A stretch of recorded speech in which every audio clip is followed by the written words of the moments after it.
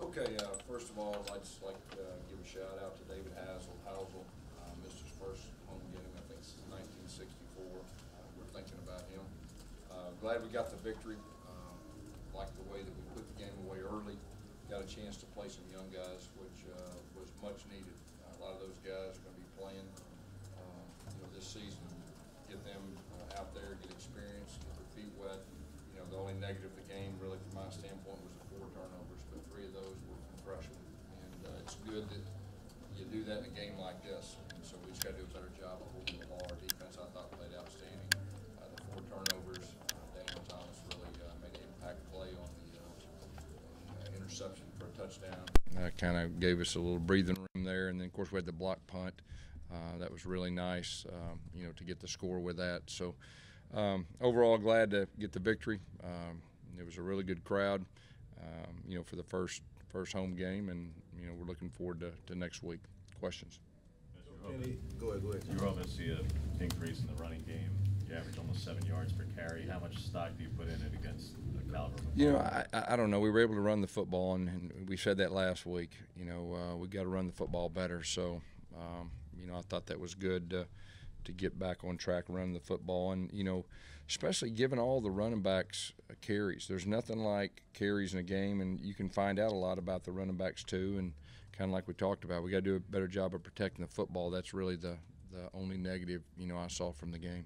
When Whitlow has twice as many carries as Cam and 3 times as many yards, has he taken over that top spot? No, I'm not ready to say that. I mean, in a game like this, sometimes you just want to give those freshmen carries, and you saw. I think what was it, four different freshmen carried the football, and so that was by design. You want to give those guys a chance to show what they can do, and like I said, protect the football. Gus, what do you look for in a game like this after Washington before LSU? What are your eyes on? Well, to play good, clean Auburn football. I mean, like I said, that took care of them pretty early in the game.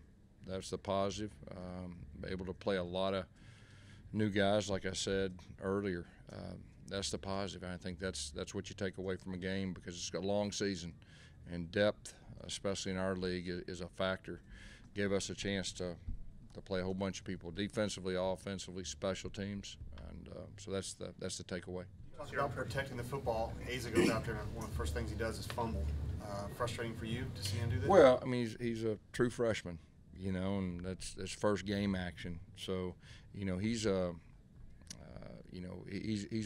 to be a really good back, and he'll do a better job protecting the football in the future. But there's nothing like experience going out there the first time, and stuff like that happens. Your impression of Anthony Schwartz, first significant playing time after last week? It was good. He's really fast. I think he carries over his speed. He's just as fast and pads as he is without, and I think that's really big. And he made a really good impact play on the deep post and then on the reverse, and he's got big playability. What's the story on Darius Slate, why he didn't play? Darius was just a little banged up, nothing serious. He could have played. We just chose to hold him out until next week, but he'll be ready to go. And how's linebacker they got banged up? Daryl. Yeah, I really don't know exactly. I don't think it's anything too serious. Seeing him in the locker room and all that, I'll know more, later on. Let's talk about where you're just trying not to embarrass them in the second half. You had an opportunity to let the backup quarterbacks actually throw passes in a game, and something happens to your starting quarterback. You don't have a quarterback on the team and just throwing passes. We've done quite a bit, as far as Malik, and get all the first team reps in the spring and everything that goes with that. So. We do what we have to do, and I feel good about where we're at if those guys have to play, even throwing the football. What were your impressions of Shivers today? He looked pretty good. Yeah, he's really impressed us, in scrimmages and all that. He's a tough guy. He's a real physical guy, even though he's not big in stature. I mean, he really runs hard, and he's low to the ground, and he did a good job when he was in there.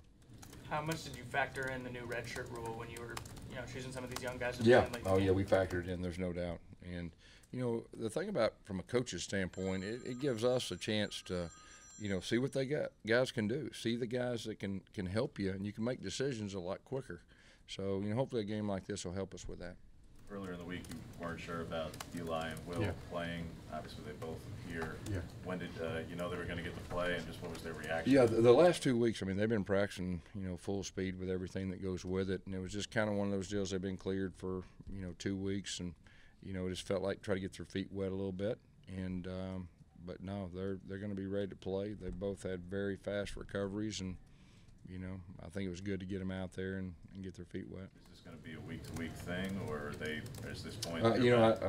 We'll see where that goes, but right now, it's looking good. Their progression, both of them, is ahead of schedule. When you see Will clothesline a teammate celebrating there, you just going, please don't jump.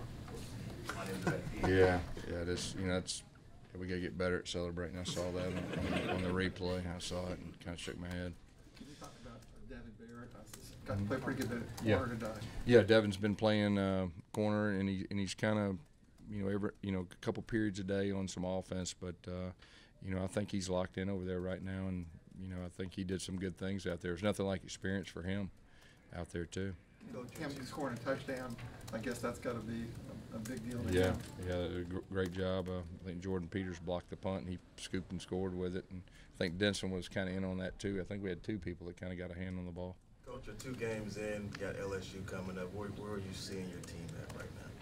Well, we're 2-0, and we beat a top 10 team 2 weeks ago, and got a chance to let some young guys play. They're an outstanding team. I think anybody that saw them play against Miami can say that. So it'll be a traditional Auburn LSU game. I think everybody knows that. KJ Britt was all over the place. Just having him have that much playing time, how big is that? Yeah, I think it's really big. He's done a great job in practice. Really raised his level. From this year from last year. So it doesn't surprise me at all. Near the end of the first half, like Jack Driscoll got rolled up a little bit, and then I think even Horton got popped a little bit, and Driscoll went to the locker room early. Yeah. How are they feeling? And then also, second part of that, how did the backups perform on the right side? Yeah. First of all, those 2, I think most of it was a little precautionary right there. So hopefully they'll be back and be ready to go. As far as our backups, I thought they did a good job execution. We didn't have very many negative plays, and that's what you always worry about with the communication. But there's nothing like experience, for the Troxels of the world, Calvin Ashley's, Nick Brahms was in there, Bailey Sharp. I thought that was good for them to play a good half of football.